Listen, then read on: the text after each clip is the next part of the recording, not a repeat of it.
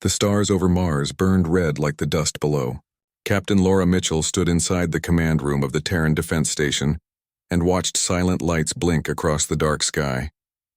Her hands were steady, but her heart felt heavy. She knew something was coming. The Galactic Council had sent more ships near the solar borders. They called it a peace patrol, but everyone on Earth knew it was not. They wanted to show power. They wanted to show that humans were still small and could be kept quiet. Laura looked at the long lines of data on the screen. Every signal told her that peace was ending soon. The Galactic Council had many races. Some looked like humans, others like living stone or floating mist. They had great power and huge fleets. For hundreds of years they ruled the known galaxy. When humans first reached the stars, the Council had smiled. They had sent gifts and promises. But when Earth asked for equal rights, the smile faded. Humans were told they were too young and too violent. The Council gave them only a small place to live. Many on Earth felt insulted. Still, they waited and worked. They sent more ships, more explorers, more scientists. They tried to prove that humans were ready. Then came the day of the Mars accident. A new colony ship named Horizon Dawn was landing with thousands of people ready to build the first true city outside Earth. The Council drones came without warning. They said it was a safety inspection, but one drone fired by mistake. The ship exploded in the sky. Half of Mars saw the light before it faded into dust. Families screamed. The Council called it a mistake. They promised an apology, but no justice came. The families received no answer. Earth watched the news in silence, then in rage. Laura remembered the faces of the people on the Horizon Dawn. She had trained with some of them. She had spoken to them about the new world they wanted to build. They had hope. Now their names were written in stone. Laura closed her eyes and saw the fire again. She swore she would not forget. And she was not alone. Across Earth, from small villages to great cities, people marched in the streets. They demanded truth. They demanded strength. The old government saw the world uniting in anger. For the first time in human history, all nations spoke as one voice. It was then that the Terran Federation was born. It started with a simple message. No more submission. No more silence. The United Earth leaders called for a new age. Scientists, engineers, soldiers, and dreamers came together. They built a single fleet, a single defense. Laura joined the first command group. Her ship, the Valiant, became one of the first symbols of this new power. Training was hard. The Council had spies and eyes everywhere. Every plan had to be hidden. The fleet grew under the cover of silence. In shipyards deep below the oceans and in secret bases under the moon, humans built what they could. The Galactic Council did not believe it. They thought humans were still divided by old politics and greed. They sent warnings. They sent sanctions. They cut off trade routes. They told other races not to deal with Earth. But each punishment only made humans more determined. Scientists worked day and night. New weapons were tested in secret zones near Jupiter. Engines faster than light were tuned by engineers who had once built racing ships for fun. Earth became a forge. Fire burned in the hearts of its people. Laura stood one evening before the giant window in the control tower. The blue sphere of Earth shone in the distance, calm and beautiful. It was strange to think that such a peaceful world could carry so much anger inside it. But anger had turned into resolve. She watched the reflection of the crew behind her. Young faces, tired but brave. They all had someone they wanted to protect. They all had something to fight for. Laura knew what she would do when the time came. News spread that the Council was planning a blockade. They would send fleets to cut off Earth from the rest of space. It would mean hunger and isolation. Laura attended the emergency meeting with other captains and scientists. Admiral Ethan Brooks, a calm man with sharp eyes, spoke softly but with power. He said the Council wanted to break their spirit. He said they would not succeed. The room was silent when he ended with one line. We stand together or we fall apart. No one needed more words. The plan was set. The Federation would not wait for the Council to strike first. Months passed. Skies above Earth filled with quiet movement. Cargo ships brought supplies to the hidden shipyards. Soldiers trained in orbit. The first wave of new warships was almost ready. Each was named after a lost colony or a fallen hero. Laura was assigned to lead the defense network around Mars. It was both an honor and a burden. Every day she looked at the red surface and remembered what had started this war. She could not sleep some nights. The faces would come back to her. The fire, the screams, the silence after. But she pushed on. Everyone did. On a cold morning, alarms began to sound. Unknown signals entered the edge of the solar system. It was a council fleet. They said they were only patrolling, but everyone knew the truth. Laura gave the order to stand ready. The Valiant and other ships moved into position. The first shot came not from Earth. It came from the Council again. A bright beam struck one of the defense satellites near Saturn. The explosion lit the dark like a small sun. In that moment, history changed. Humanity was no longer waiting. The order came from the Federation command. Defend at all costs. Laura sent the command through her ship. Weapons charged. Shields rose. Every crew member knew what it meant. They were about to face an enemy older and stronger than them. But fear turned to fire. The battle lasted hours. Ships danced through the void. Missiles streaked like falling stars. One council cruiser exploded after another. Laura gave clear orders. Her voice stayed calm. The Valiant took hits but never stopped. When the dust cleared, the first council fleet was in ruins. The victory came at a cost. Many human ships were lost. But Earth had made a mark. The council had never expected resistance like this. They called for a meeting, but Earth refused. There was no more trust left. The news spread across the galaxy. For the first time, other species began to question the Council's power. Some whispered that the humans had awakened something dangerous. Others called it justice. When Laura returned to Earth, she was greeted not as a hero, but as a symbol. Children waved flags. Families cried. Scientists cheered. But deep down, she felt only sorrow and purpose. She knew this was only the beginning. The Council would come again, and next time they would bring everything they had. She stood on the balcony of the Federation Hall and looked at the stars. Somewhere out there, fleets were forming. Somewhere, someone was planning revenge. But she smiled softly. So was Earth. And when that day came, she knew humanity would be ready to answer. The air inside the underground base was cold and dry. Admiral Ethan Brooks walked through the long tunnel that led to the heart of the Federation's hidden shipyard.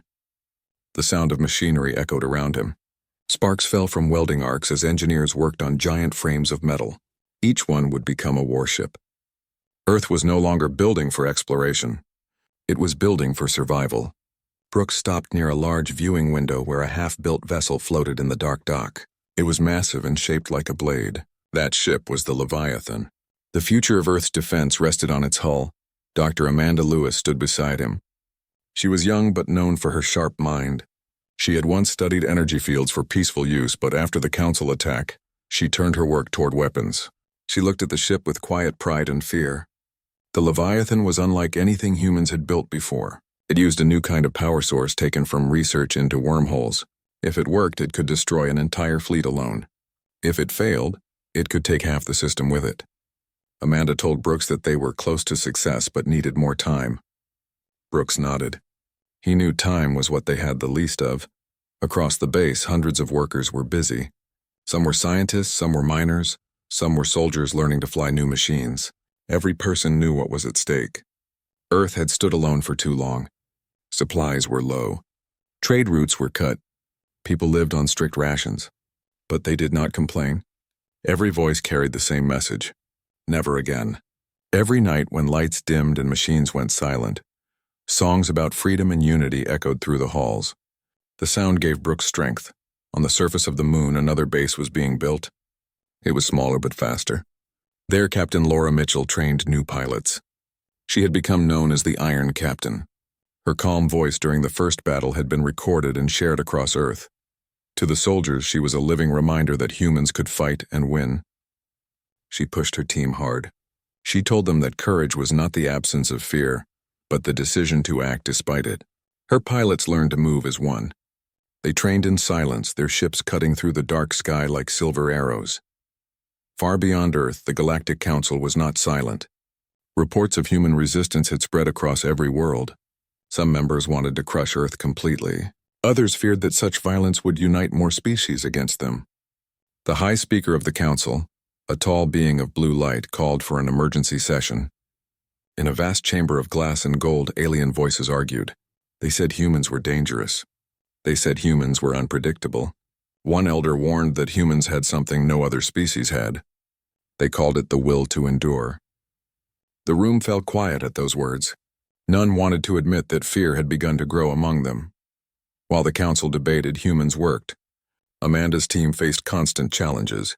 The Leviathan's reactor needed rare materials only found on moons controlled by the council. Smuggling became the only option. Small stealth ships were sent on dangerous missions.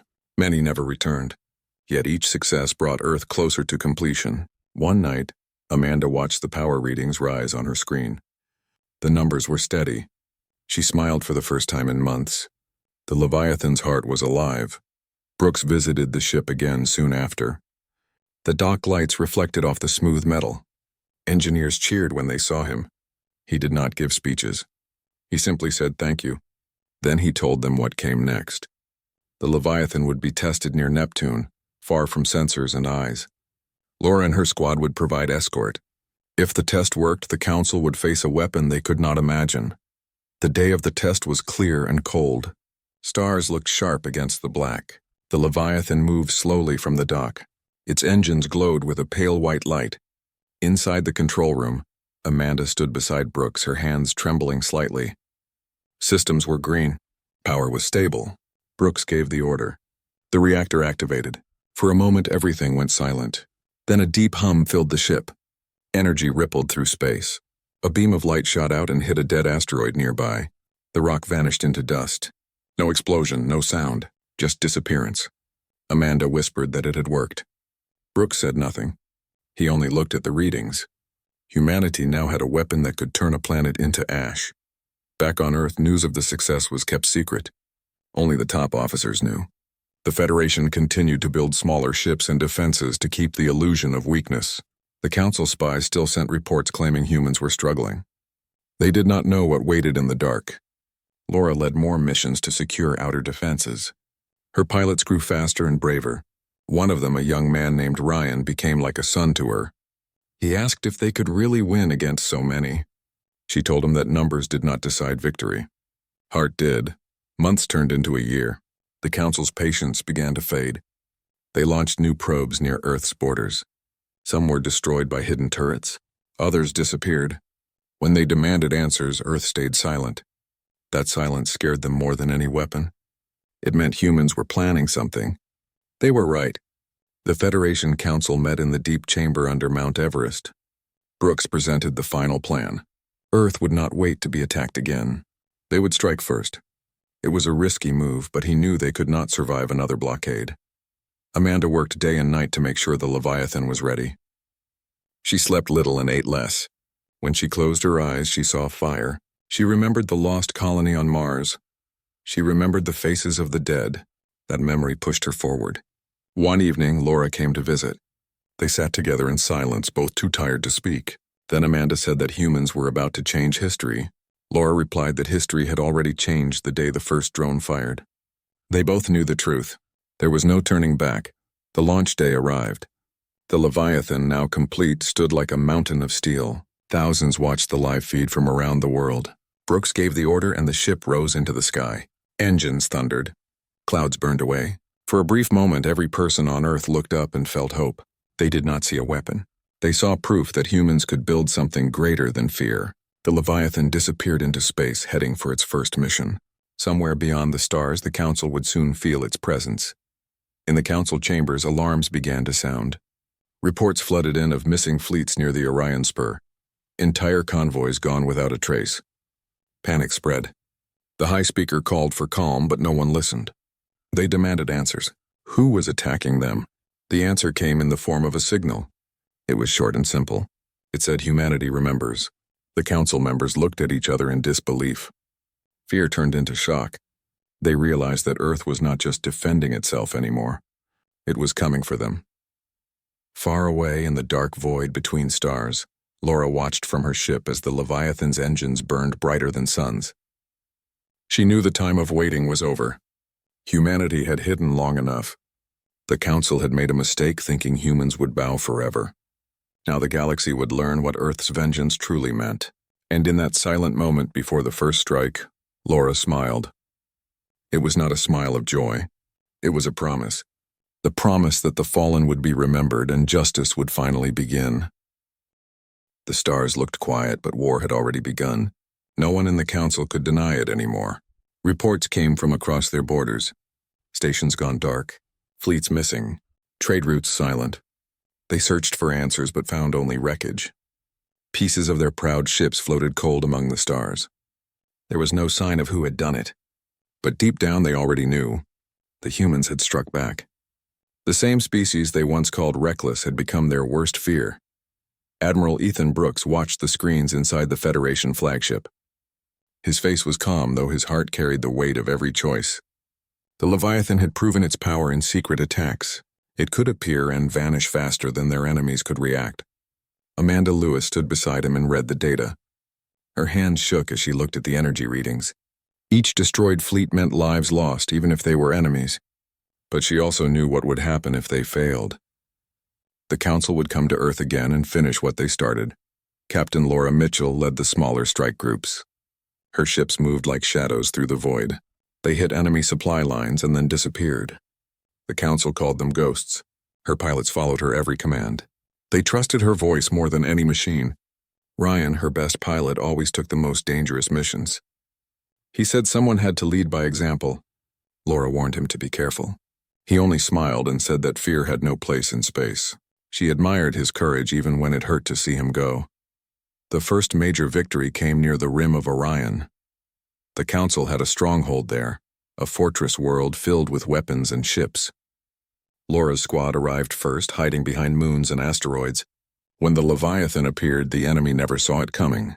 Its first shot split the sky with light. Shields that were thought unbreakable fell in seconds. Council ships scattered, but nowhere was safe. The battle was short and brutal. When it ended, the fortress burned. The humans left a signal beacon behind with a message. "We are not prey." The message spread faster than any weapon. It reached every corner of the galaxy. Some races began to question the Council's rule. They whispered that maybe humans were not monsters but fighters for freedom. Others grew afraid. The Council demanded unity but found only doubt. Their power was breaking. Inside their grand chambers, voices rose in anger. The High Speaker shouted that humans must be crushed before they spread rebellion, but their fleets were in ruins and their courage was fading. Back on the Leviathan, Amanda watched the transmission of the battle again. The ship's power amazed her but also scared her. She spoke to Brooks and said that this weapon could destroy too much. He listened quietly and said that power alone did not decide the future. It was how they used it. He promised that Earth would not become like the Council. They were not fighting to conquer. They were fighting to be free. Amanda nodded, but she knew how thin that line could be. War had a way of changing people. Laura's fleet kept moving forward. Every victory brought more risk. The Council began sending traps. Some human ships vanished. Others returned damaged and silent. Laura wrote letters to the families of lost crew members. She told them that their loved ones were heroes. At night she sat alone, staring at the stars. She wondered how many more would die before it was over. Yet she never showed weakness in front of her team. They needed her strength more than ever. On a distant moon, a small human base picked up a strange signal. It was not from the Council. It was from another race. They called themselves the Varn and they offered help. They said they had suffered under the Council's rule for centuries. They wanted to share information about weak points in Council defenses. Brooks sent a team to meet them. Laura volunteered to lead the mission. Amanda joined her to study their technology. When they arrived, they found the Varn to be tall and pale with voices that echoed softly. They showed maps of hidden Council stations and weapon caches. Amanda checked the data and confirmed it was real. The Varn asked only for freedom in return. Brooks agreed. The alliance with the Varn changed everything. With their maps, human fleets moved faster and hit harder. One by one, Council strongholds fell. Panic spread in their ranks. Some commanders refused to fight. Others fled. The High Speaker ordered all remaining fleets to regroup near Vega. It was their last defense line. If Vega fell, the road to their core worlds would be open. The Council believed humans would not dare to attack such a strong position.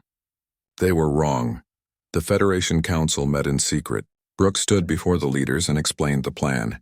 The Vega system was heavily armed but also overconfident. If they could break through the first wave, the rest would crumble. Amanda showed the calculations. The Leviathan could lead the charge, supported by Laura's strike wings. It was risky, but it was the only way to end the war quickly. Silence filled the room. Then one by one the leaders agreed. Earth would take the fight to Vega. The preparation took weeks. Every ship was checked and armed. Messages were sent to families without saying where the fleets were going. The soldiers wrote letters they might never send. Laura walked among her crew before departure. She spoke to Ryan, who was cleaning his helmet. She told him to stay close during the battle. He laughed and said he would watch her back. Amanda stayed on the Leviathan, monitoring the systems. Brooks spent his nights in the command room staring at old pictures of Earth. He wanted to remember what they were fighting for. When the day came, the human fleet gathered beyond Neptune. Hundreds of ships glowed with blue engines. The Leviathan stood at the center like a silent giant. Brooks gave the signal and they jumped together through space. The stars bent and vanished. In seconds they arrived near Vega. The sight before them was like nothing they had seen. The Council's fleet covered the system like a wall of metal. Thousands of ships, countless weapons. Brooks took a deep breath and ordered attack. The sky turned into fire. Beams of light crossed the void. Explosions bloomed like flowers. Laura led her squad through the chaos, dodging and weaving between enemy fire. She gave short commands, clear and firm. Ryan followed her lead, taking down fighters twice his size. On the Leviathan, Amanda monitored power levels. The ship's core hummed like thunder. Brooks ordered the main cannon to charge. When it fired, space itself seemed to tear open. A massive Council battleship vanished in a flash. Cheers erupted across the fleet. But the enemy kept coming. Hours turned into an endless storm. Ships on both sides burned. The Leviathan took hits that shook the hull. Amanda rerouted power to shields. Laura's voice came through the radio asking for support. Brooks sent reinforcements. At one point, Ryan's ship was hit. He lost control but still managed to crash into an enemy cruiser, destroying it. Laura saw the explosion and went silent for a moment. Then she whispered goodbye before pushing forward again. As the battle dragged on, the Council's formation broke. Their ships began to retreat. The humans had done what no one believed possible. Vega was theirs. When the last explosion faded, silence filled the comms. Brooks looked at the field of wreckage. He ordered all surviving ships to regroup. They had won, but the cost was heavy. Amanda cried quietly, thinking of the lives lost. Laura returned to her ship, her face calm though her heart ached. She thought of Ryan and the others who would never see Earth again. When the news reached the galaxy, everything changed. The Council's power was broken. Worlds once afraid began to rise. The High Speaker called for peace talks, his voice trembling. But humanity was not ready to trust again. They would decide what came next on their own terms. Brooks sent a message back to Earth. It said only 4 words. Vega is ours now. And with that message, the galaxy realized that the age of fear had ended. The age of humanity had begun. The stars around Vega were still filled with smoke and broken ships. The silence after the great battle felt heavy and endless. Admiral Ethan Brooks stood on the bridge of the Leviathan and watched the field of wreckage drift slowly through the dark. Pieces of metal spun like ghosts. Thousands of lives were gone, both human and alien. He knew that victory had come with a price too high to count. But there was no time for grief. The Council would not accept defeat so easily. He ordered the crew to repair and rearm. The war was not over yet. Dr. Amanda Lewis worked beside the engineers, checking systems and stabilizing the Leviathan's reactor. She had dark circles under her eyes but refused to rest. The ship had held through the worst battle in human history, but its power core was near collapse. She told Brooks they had to shut it down soon or risk losing everything. He said they could not stop now. Scouts had found signs of a new Council fleet gathering near the edge of the system. They had to move before the enemy regained strength. Captain Laura Mitchell's smaller fleet had taken heavy losses. Many pilots were gone and the survivors were exhausted. Still, she stood tall and calm. Her voice over the comms kept the remaining crews steady. She looked at the empty seat where Ryan used to sit and felt a deep ache. He had been brave until the very end. She promised herself that his sacrifice would not be forgotten. When Brooks called for her report, she answered without hesitation. The fleet was ready to fight again. In the Council's grand chamber, chaos ruled. The High Speaker shouted orders to silence the arguments, but no one listened. The walls that once echoed with pride now trembled with fear. Their fleets were shattered, their allies silent, and their supply lines cut off. Some members demanded peace talks. Others wanted to destroy Earth completely, even if it meant burning half the galaxy. The High Speaker finally called for quiet. He said that the humans had forced their hand. A final battle would decide everything. They would gather their last forces and strike at the heart of the Terran Federation. Back on Earth, people watched the stars and waited. News of the Vega victory had spread everywhere. Crowds filled the streets, waving flags and chanting. Children painted ships on walls. Factories worked day and night to send supplies to the fleet. But behind the joy was fear. Everyone knew the Council would come again. The Federation leaders met in secret under the mountain base. Brooks joined them through a hololink from the Leviathan. Amanda stood behind him, silent and pale. She showed data that confirmed the Council was gathering a massive fleet near the edge of the Orion Arm. It would reach human space in weeks. The leaders asked if Earth could survive another war. Brooks answered that they had no choice. If they stopped now, everything they had fought for would be lost. Amanda suggested a plan that shocked everyone. She said they could take the fight directly to the Council's core worlds before the fleet was ready. If they destroyed the main command, the war could end faster. It was a dangerous idea. The Leviathan's core was unstable and the crew was tired. But Brooks agreed. He said humans had always won by doing what others thought impossible. Laura was called to lead the vanguard for the mission. Her ships would move first to clear a path. She accepted without hesitation.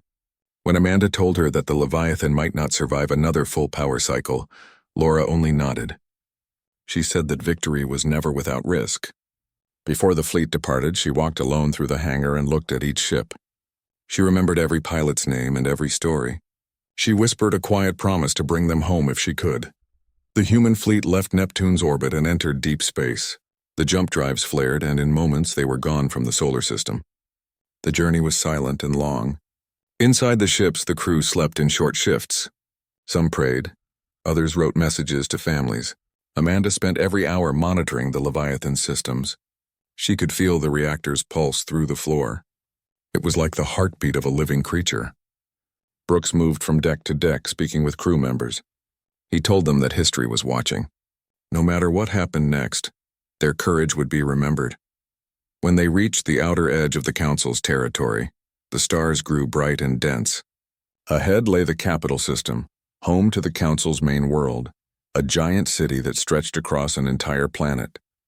The defenses were massive. Energy grids surrounded it like a glowing cage.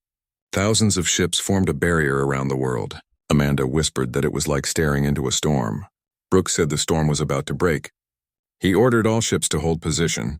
Then he sent a final message to Earth. The message was short. We go forward. Laura's fleet moved first. Her fighters swept through the outer defenses like fire. The enemy was caught off guard. Explosions lit the dark as human ships dived and turned. The Leviathan followed close behind, its massive guns tearing through cruisers. Amanda focused on the readings, calling out targets. The ship shook with every hit. Brooks gave orders in calm tones. They pushed forward, closer and closer to the capital world. Council commanders tried to regroup but could not match the humans' speed and unity. For every human ship lost, 2 enemy ships fell. The battle raged for hours. The sky above the Council world became a sea of light. Laura's squad broke through the last line of defense. She saw the giant towers of the capital below, glowing gold and silver. She gave the signal to the Leviathan. Brooks ordered the main cannon to charge. Amanda hesitated. The reactor was beyond safe limits. If they fired now, it might not survive. Brooks looked at her and said that sometimes peace needed one last fire to be born. She pressed the control and the Leviathan roared.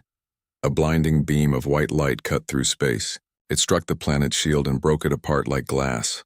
The blast reached the surface and tore through the Council's command center. The world shook. For a moment, everything went silent. Then waves of explosions spread across the sky. Ships lost power. The Council's last defenses collapsed. The Leviathan drifted, its lights flickering. Amanda tried to stabilize the core, but alarm screamed. She told Brooks the ship was dying. He ordered all crew to evacuate. She refused to leave. Someone had to control the shutdown manually. Laura saw the Leviathan burning from her cockpit. She tried to reach them, but enemy fire blocked her path. Brooks sent one final message to her. He thanked her for her courage and told her to lead what was left of the fleet home. Then his signal went dark. The Leviathan shone brighter and brighter until it became a star. When it finally exploded, the light could be seen from every corner of the system. The Council's capital was gone. Their empire fell with it. The surviving human ships turned and began the long journey back. Laura watched the light fade behind them. Her eyes were wet, but her voice stayed steady. She told her crew that the mission was done. They had ended the war. Back on Earth, when the news arrived, people wept and cheered at the same time. They had won, but at a great cost. Brooks, Amanda, and thousands of others were gone. The Leviathan had given everything to bring peace. As months passed, the galaxy changed. Without the Council's rule, many worlds declared freedom. Some asked to join the new Federation. Others wanted to rebuild on their own. Humanity was no longer seen as reckless. They were seen as strong and unbreakable. Laura returned to Earth and stood before the ocean where she had once trained. She thought of Brooks and Amanda and Ryan. She whispered that the war was over, but the duty to protect peace would never end. Above her, the stars shimmered quietly. For the first time, they did not look cold. They looked like home. The war was over, but the silence that followed felt strange and heavy. The stars that had burned with fire now seemed calm again. Captain Laura Mitchell stood on the balcony of the Federation Hall looking up at the night sky. She could still see the faint light of the Leviathan's last explosion in her mind. It had ended the war, but it had also taken so much. She closed her eyes and remembered the faces of Admiral Brooks, Dr. Amanda Lewis, and so many others who never came home. The world was free, but freedom had a price that would never be forgotten. Earth was no longer the same. Cities that had once feared alien power now stood united and strong. Flags of the Federation waved in every place. People walked with new pride in their steps. The old divisions between nations were gone. Everyone called themselves human before anything else. The factories that had built weapons were now building ships for travel and aid. The same engineers who had forged tools of war now worked to rebuild colonies and bring back light to worlds left in darkness. Laura often visited those factories and spoke with the workers. She told them that peace needed the same courage as war. Across the galaxy, the fall of the Galactic Council changed everything. Planets that had once obeyed its rule were now free to govern themselves. Some reached out to Earth for help. Others feared humans and stayed silent. The Federation sent envoys to build peace. New alliances began to form. Many worlds looked at Earth with both respect and caution. They knew what humanity had done and what they could do again if threatened. But Laura and the new Federation Council wanted peace more than power. They had learned that strength without mercy only built new wars. The council chambers on the former capital world were empty now. The once shining towers were broken and cold. The great hall where thousands had once gathered was filled only with dust. Laura led the first human delegation there. She walked through the ruins with quiet steps. At the center of the hall, she placed a small stone engraved with the names of those lost in the Leviathan. She whispered that vengeance had ended and justice had been done. The galaxy would not forget this place, but it would never again be ruled by fear. Back on Earth, new leadership rose. The Federation chose not to rebuild old armies, but to create guardians of peace. The first group of new ships was not made for battle, but for rescue and exploration. They carried medical teams, scientists, and teachers. They carried hope. Laura was offered a place on the high command, but she refused. She said she had spent enough years fighting, and now wanted to see what humanity could build when it was not at war. She took command of a new ship called the Dawnlight, designed for exploration and diplomacy. It was smaller than the Valiant, but built with care and love. Its mission was to reach out to worlds that had once feared Earth and offer friendship. Before she left, she visited the memorial site built in honor of the Leviathan. It stood near the sea where the waves met the cliffs. People came every day to leave flowers and letters. The monument was simple. It showed the outline of the great ship with the words, "They gave everything so we could rise." Laura placed her hand on the cold stone and stood there for a long time. She whispered a quiet thank you to Brooks and Amanda. Without them, none of this would have been possible. As the dawnlight lifted into the sky, Laura looked down at Earth one last time before the clouds hid it from view. The planet was beautiful and alive. It had survived what no one thought possible. The stars ahead waited like open doors. Her crew was young and eager. They had grown up hearing stories of the war, but they had never seen it. Their eyes were filled with hope instead of fear. That gave her comfort. She wanted this generation to see peace as something worth defending. Far away, remnants of the old council still existed.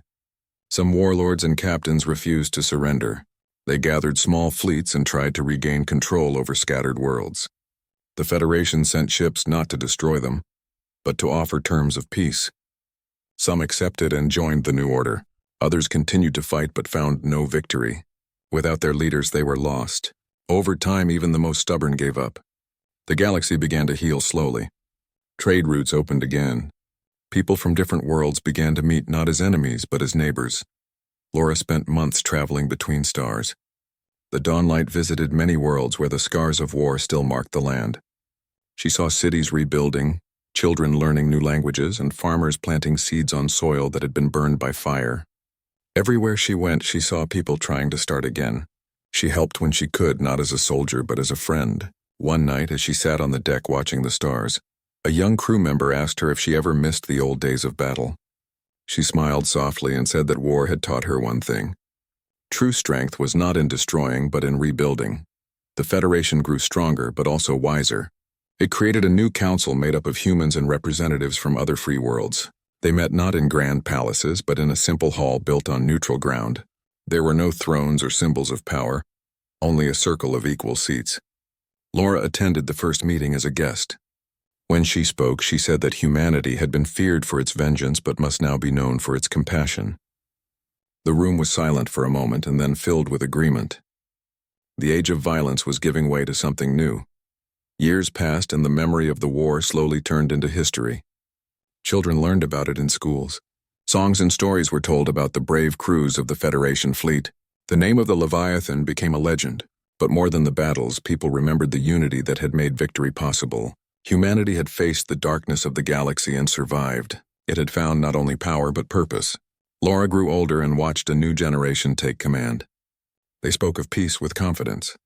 They built ships not to fight but to explore deeper into the unknown. One evening, Laura returned to the sea where the memorial stood. The wind was cool and the sky clear. She sat on the rocks and listened to the waves. Above her, stars shimmered like silent watchers. She thought about the long journey from fear to freedom. Humanity had once been seen as reckless and dangerous. Now it was a symbol of hope. The galaxy was vast and full of challenges, but she believed they could face them together. She smiled, feeling the quiet peace she had fought for finally settle in her heart. In that calm night, a message arrived from the new Federation Council. They wanted to name the next great ship after the Leviathan. It would not be a weapon, but a ship of unity that carried representatives of every world. Laura read the message and felt tears in her eyes. She wrote back and said that Brooks and Amanda would be proud. The message ended with a simple phrase, "The stars are open to us now." She looked up and whispered the same words softly. "The stars are open to us now." As dawn came, light spread across the horizon. The sea reflected the colors of gold and blue. The wind carried the sound of peace instead of war. Humanity had risen from ashes and found its place among the stars. They had shown the galaxy that they could be fierce when pushed, but kind when given the chance. And as the first rays of sunlight touched the memorial stone, Laura stood and smiled. Earth had kept its promise. The age of vengeance was over, and the age of hope had begun.